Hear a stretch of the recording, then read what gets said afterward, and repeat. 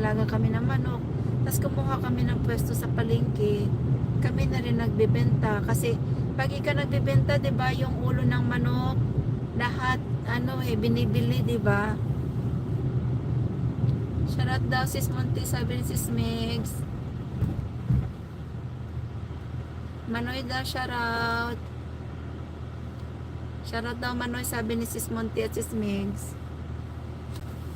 Malaki ang kita mo kasi kasi pag ibebenta mo lang sa mga retailer kasi mumura-murahin talaga Manoy. Alam mo, sa mga nangyayaring ganyan, kawawa yung mga kawawa yung mga nagpapaitlog, yung mga nag-aalaga ng manok kasi pag bibilhin sa minumura-mura lang nila. Ang laki ng kita nila tapos ikaw na nag-alaga, ikaw nagpagod, kunti lang yung kinikita mo. Yun nga lang, kailangan mo ng assistant. Salamat guys sa Manoy, Migs at saka sis Monte. Good night na sis Monte. Have a good sleep po. Thank you for coming.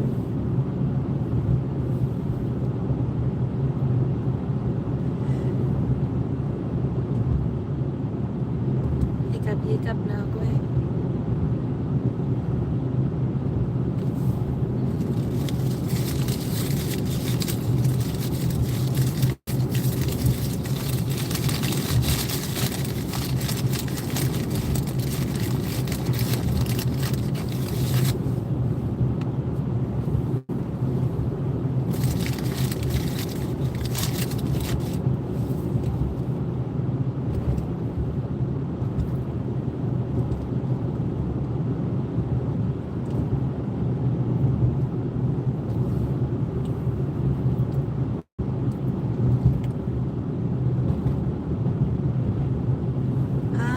Oo nga.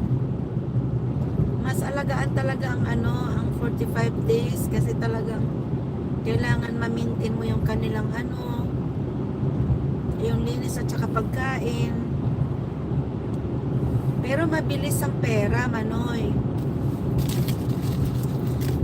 Mabilis ang pasok ng pera.